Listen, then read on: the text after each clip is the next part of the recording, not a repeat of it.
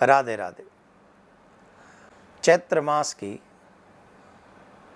कृष्ण पक्ष की एकादशी, जिसे पाप मोचनी एकादशी कहते हैं, इसका बहुत बड़ा महात्म्य है। हम सभी को वैसे तो एकादशी का अपने आप में बहुत बड़ा महात्म्य है, हम सब व्रत करते ही हैं, व्रत का महात्म्य जानते ही हैं। जो वैष्णव लोग हैं उनके लिए तो परम धन है एकादशी, पर एकादशी का विशेष महात्म्य है। इस एकादशी के महात्म्य में ऐसा कहा जाता है, कहानी कथा जो आती है बड़ी सुंदर है। चमन ऋषि के पुत्र थे मेधावी, वो बड़ी कठोर तपस्या कर रहे थे, बहुत तपस्या। जब वो तपस्या कर रहे थे तो हमारे देवराज इंद्र हैं, उनको बड़ी तकलीफ होती है तपस्या में। जब भी कोई तपस्या करता है तो देखो तपस्या का प्रभाव देवताओं तक पहुंचता है। देवराज इंद्र का सिंहासन हिल गया, वो घबरा गया कहीं ऐसा तो नहीं कि महात्मा जी हमारे सिंहासन को छीनने के चक्कर में हों। उनको बड़ा डर लगा, तो जो देवराज इंद्र हमेशा करते हैं उन्होंने यहाँ भी कर दिया। मंजू घोषा नामक एक अप्सरा थी जो बड़ी सुंदर थी, उस अप्सरा को कहा कि तुम जाओ और बाबा की तपस्या भंग करो। बाबा की तपस्या भंग होगी तभी तुम स्वर्ग वापस आना, ये समझो हमारा स्वर्ग बचेगा ही तब, नहीं तो बाबा ले जाएगा तुम और हम क्या करेंगे। अब अपने राजा की आज्ञा पाकर वो अप्सरा जो थी वो उस वन में गई, और बड़ी सुंदर तो थी ही। महात्मा ने उसको देखा, उसकी भाव भंगवाओं को देखा, उसके रंग रूप को देखा, अंग ढंग को देखा, आहा, झट मोहित हो गए। तो बाबा के लिए तो वो आई थी, वो तपस्या भंग करने आई थी, वो तपस्या उनकी भंग हो गई। और बाबा ने कहा कि जब आई हो तो हमारे संग ही रहो, तो वो रहने भी लगे। कुछ समय बाद उनके साथ में रहने से जब उनकी तपस्या भंग हो गई, देवताओं का कार्य सिद्ध हुआ जाना, तो उस अप्सरा ने कहा महाराज हमें आज्ञा मिले तो अब हम जाएं अपने घर। तो उन्होंने कहा कहाँ जाएं, अब तो तुम हमारे संग ही रहो। तो उन्होंने कहा महाराज मैं ऐसे नहीं, मैं तो देवराज इंद्र की आज्ञा से आई थी, अब देवराज इंद्र का कार्य सिद्ध हो गया, मुझे जाने की अनुमति दें।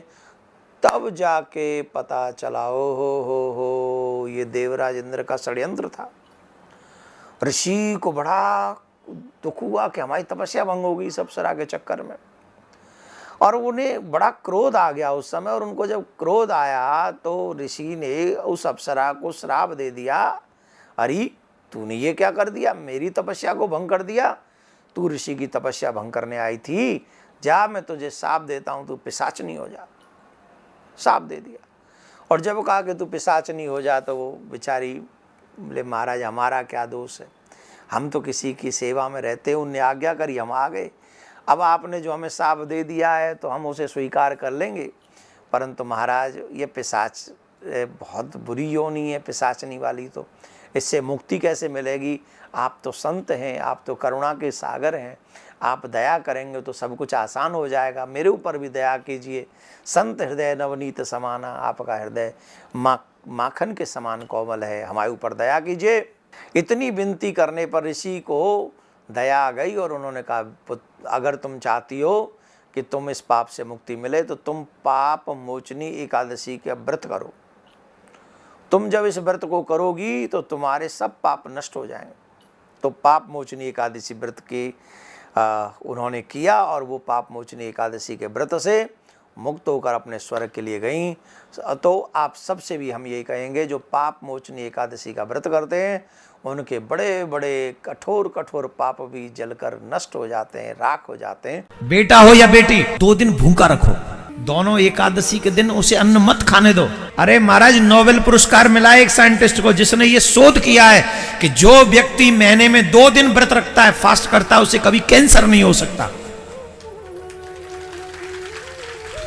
अरे सुनो अभी नहीं बजेंगी ताली, क्योंकि तुमने सोचा को देसी साइंटिस्ट होगा, विदेशी साइंटिस्ट है वो, और उसे नोबेल पुरस्कार मिला है जिसने शोध किया है कि जो 2 दिन व्रत रखेगा, मतलब फास्ट, उसने फास्ट एकादशी नहीं कही, 2 दिन फास्ट, और वो भी उसने चंद्रमा और सूर्य का आंकलन किया है कि इतने चंद्रमा जब इस स्थिति में हो और सूर्य जब इस स्थिति में हो, अगर उस 2 दिनों में व्यक्ति फास्ट करे उसे कभी कैंसर नहीं होगा। और संयोग से वो दोनों दिन एकादशी के पढ़ते हैं। हमारे ऋषि मुनियों का विज्ञान है ये।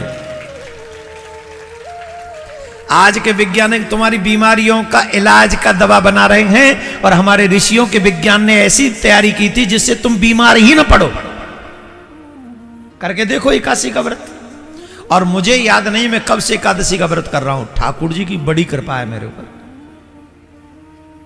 बड़ी कृपा है। और आप सबको प्रेरणा दे रहा हूं, अगर अपने बच्चों का हित चाहते हो तो महीने में 2 दिन उन्हें अन्न मत खिलाओ एकादशी के दिन। एकादशी का व्रत वैष्णवों के लिए बहुत महत्वपूर्ण है। एकादशी का व्रत जो भी मनुष्य करते हैं, नारायण स्वयं उसके ऊपर बड़ी शीघ्रता पूर्वक प्रसन्न होते हैं। एकादशी के व्रत के विषय में ये कहा जाता है कि जो मनुष्य एकादशी के व्रत साल के 11 भी व्रत अगर कर ले तो व्यक्ति कभी नरक में नहीं जाता, वो तर जाता है, वो मुक्त हो जाता है। जो भी व्यक्ति इस व्रत को करता है उसकी सारी मंगलमयी कामनाएं पूर्ण हो जाती हैं। सुहागिनों के लिए एक विशेष बात यह है, जो सुहागिन इस व्रत को करती है, ये भी एक बहुत बड़ी समस्या हमारे समाज में प्रचारित की गई कि सुहागिन स्त्रियों को व्रत नहीं करना चाहिए एकादशी का। कोई कहता है सुहागिन को तुलसी नहीं पहननी चाहिए, कोई कहता है सुहागिन को चंदन नहीं लगाना चाहिए। भगवान जाने कहाँ कहाँ से ऐसे प्रवचन हमको कोई सुनाता है। इस व्रत में कहा गया है जो भी सौभाग्यवती इस व्रत को रखती हैं उनका सौभाग्य अखंड रहता है, उसके सौभाग्य को, उसका सुहाग दीर्घकालीन समय तक चिरजीवी रहता है। इसलिए सौभाग्यवती महिला को ये व्रत अवश्य करना चाहिए।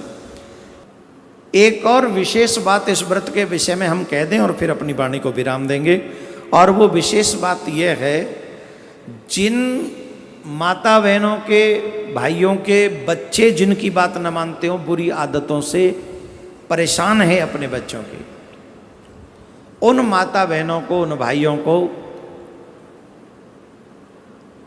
कामदा एकादशी व्रत करते हुए पूजन करते समय भगवान से प्रार्थना करनी चाहिए, जो भी आपकी बच्चे की शिकायत है वो भगवान के चरणों में प्रकट करनी चाहिए।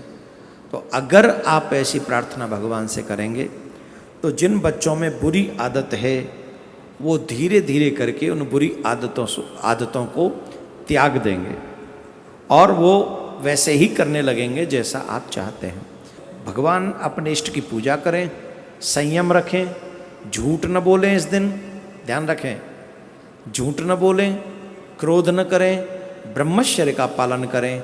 सुबह सूर्य उदय होने से पहले आप उठ जाएं, दोपहर में आप विश्राम न करें, अन्न ग्रहण न करें, चावल बिल्कुल भी ग्रहण न करें, और क्या नहीं करें, बस इतना ही कर लेना, इतने में मिल जाएगा फल एकादशी का।